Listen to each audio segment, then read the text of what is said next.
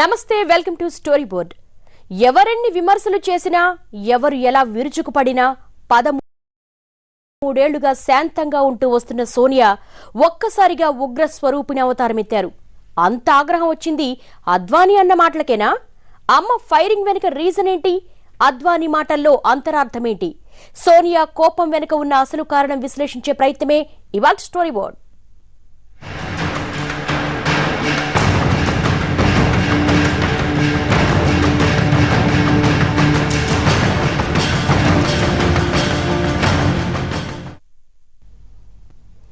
సోనియా గాంధీ ఉగ్ర రూపానికి కారణం అద్వానీ వ్యాఖ్యలేనా? కేవలం ఇల్లిజిటమేట్ అన్నందుకే సోనియా అంత సీరియస్ అయ్యిందా? లేక వ్యూహాత్మకంగా అదును చూసి ప్రతిపక్ష నేతను ఇరికించే ప్రయత్నం చేశారా? మొత్తంగా చేజారుతున్న పరిస్థితులు సోనియాకు అంత ఆగ్రహం తెప్పించాయా? సోనియా ఆగ్రహానికి 6 దశాబ్దాల రాజకీయ అనుభవం ఉన్న అద్వానీ ఎందుకు తోకముడిచారు? मैं मानता हूं कि UPA 2 is an illegitimate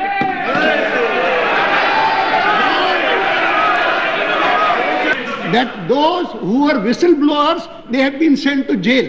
Of course they have come out.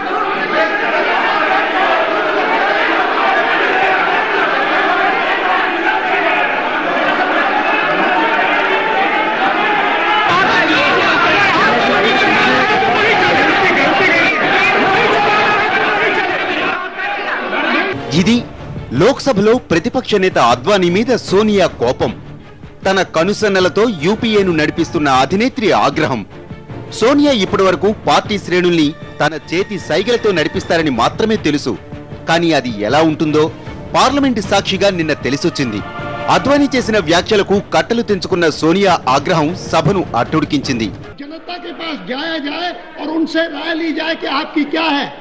मैं मानता हूं कि UPA 2 is an illegitimate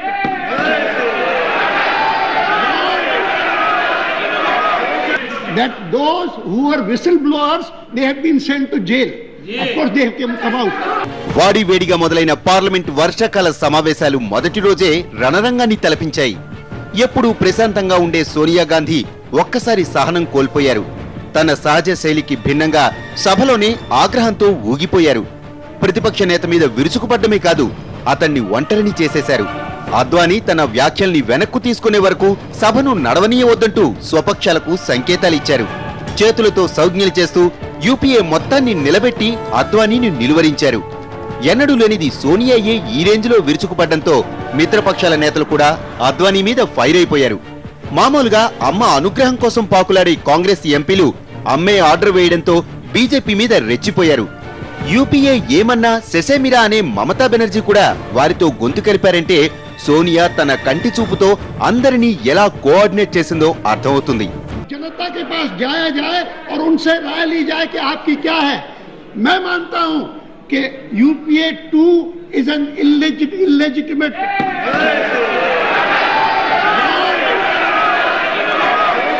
that those who are whistleblowers, they have been sent to jail. Of course they have come out. వాస్తవంగా ఈ వ్యవహారంలో అద్వానీ వ్యాఖ్యలు అంత తీవ్రమైనవి కావన్నది NDA శ్రేణుల మాట. కానీ యూపీఏ మాత్రం దాని మీద గుర్రుగానే ఉంది. అసోంలో జరుగుతున్న కోక్రాజర్ ఘటన మీద మాట్లాడుతున్న అద్వానీ అసోం చొరబాట్లను నిరోధించడంలో సర్కార్ ఘోరంగా విఫలమైందని విరుచుకుపడ్డారు. అక్కడి నుంచి అది కాస్త యూపీఏ మీదకు మళ్లింది.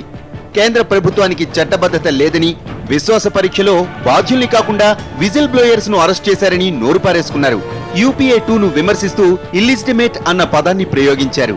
इस तथ्य को पहचानने के बाद अप्रोच में संतुलन रहेगा, क्योंकि मैं मानता हूं कि असम में बहुत सारे लोग मुस्लिम पहले से बसते हैं और बहुत सालों से बसते हैं, उनके साथ समस्या नहीं है. और ये असमिया मुस्लिम है, ये बात अलग है कि बहुत सारे लोग जो पड़ोस के देश से आते हैं, घुसपैठिए के रूप में आते हैं, वो अपनी भाषा लिखवाते हैं असमिया. एक शब्द नहीं आता उनको असमिया का, वो बंगला बोलते हैं. ఈ వ్యాఖ్యలు సభలో పెనుదుమారం రేపాయి. సోనియా సహా అధికార పక్ష సభ్యులంతా తీవ్ర స్థాయిలో విరుచుకుపడ్డారు. అన్నిటికన్నా ముఖ్యంగా అద్వానీ ప్రయోగించిన ఇల్లిజిటిమేట్ పదం ఆ ఆగ్రహానికి మరింత ఆద్యం పోసింది. అద్వానీని నిలువరించాలని సోనియా తమ సభ్యులకు చేతి సైగలతోనే చెప్పుకొచ్చారు. పోడియం దగ్గరకు వస్తున్న సభ్యుల్ని చూపులతోనే నియంత్రణలో ఉండాలని హెచ్చరించారు. ఇలాంటిది ఇవాళ కొద్దిగా అది లోపం కనపడ్డట్టుగా బహుశా ఒక part of the training Pranab Kumar Mukherjee ఇప్పుడు సభలో లేడు కాబట్టి మీరంతా కూడా ముందు జాగ్రత్తగా ఉండాలి. అన్నిటికంటే ముఖ్యం ఏంటంటే ఉత్తరప్రదేశ్ ఎన్నికల్లో జరిగినటువంటి పరాభవం కానీ ఆంధ్రప్రదేశ్లో జరుగుతున్నటువంటి పరిణామాలు కానీ ఎక్కడ చూసినా కూడా కాంగ్రెస్ పార్టీకి కంటి మీద కునుకు లేని పరిస్థితి కనబడుతుంది. కాబట్టి దీన్ని రేపొద్దున 2014లో ఎన్నికలను ఒడ్డెక్కించడమే కాదు, రాహుల్ గాంధీని ప్రధానమంత్రిగా చేయాలన్నటువంటి ఇంకొక అభిలాష అండి అభిష్టం కూడా వాళ్ళ కాంగ్రెస్ వాళ్ళ ముందుంది. కాబట్టి ఇవన్నీ పెట్టుకున్నప్పుడు అవన్నీ నెగిటివ్గా వచ్చే 2014లో ఎలా ఉండబోతోంది పరిస్థితి అనేది కాస్త సూచనప్రాయంగా అందరికీ తెలుస్తున్నప్పుడు ఈ రకమైనటువంటి రాజకీయ అసహనాలు అంటారు చూసారా, అవన్నీ తరచుగా బయటపడుతుంటాయి. రాజకీయాల్లోకి వచ్చిన 13 ఏళ్లలో సోనియా ఎప్పుడూ ఇంతలా ఫైర్ అవ్వలేదు. కానీ ఇప్పుడు ఇలా ఉగ్రస్వరూపిణి అవటం చూస్తుంటే రాబోయే రోజుల్లో సోనియా ఎలా ఉండబోతున్నారన్నది స్పష్టంగా తెలుస్తోంది.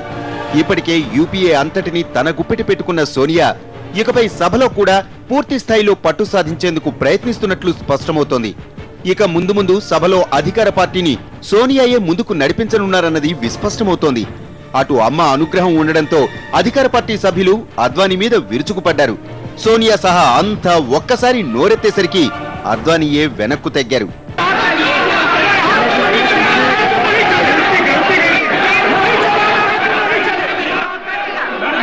ఎన్నడూ లేనిది సోనియా గాంధీ సభలో ఎందుకింత సీరియస్ అయ్యారన్నదే ఇప్పుడు హాట్ టాపిక్. రాజకీయ ప్రత్యర్థులను కూడా చిరునవ్వుతో పలకరించే సోనియా, సభ ఎంత వేడిగా సాగుతున్నా సంయమనం కోల్పోని సోనియా, ఎవరెన్ని విమర్శలు చేసినా కూల్గా విని ఊరుకునే సోనియా, ప్రతిపక్షాలు ఎలా నోరు పారేసుకున్నా హుందాగా కూర్చునే సోనియా, ఒక్కసారి ఇలా ఆగ్రహావేశాలకు గురికావటం అధికార పార్టీ సభ్యుల్ని ఆశ్చర్యానికి గురిచేసింది. ఒక్క అద్వానీ మీదే కాదు, అందరి మీద సోనియా విరుచుకుపడ్డారు. ఎవరైనా గొడవ చేయాలనుకుంటే బయటకు వెళ్లిపోండని హెచ్చరించారు. సభలో గొడవ చేస్తే మళ్లీ లోనికి రానిచ్చేది లేదని వార్నింగ్స్ అయితే ఇచ్చారు. సభలో తేడా చేస్తే ఊరుకునేది లేదనేలా అల్టిమేటాలు జారీ చేశారు. సోనియా దెబ్బకు ప్రతిపక్షాలే కాదు, ఆఖరికి స్వపక్షాలు కూడా నివ్వెరపోయాయి. అధినేత్రి ఉగ్ర రూపం ఏ మార్పులకు సంకేతం? షార్ట్ బ్రేక్ తర్వాత చూద్దాం.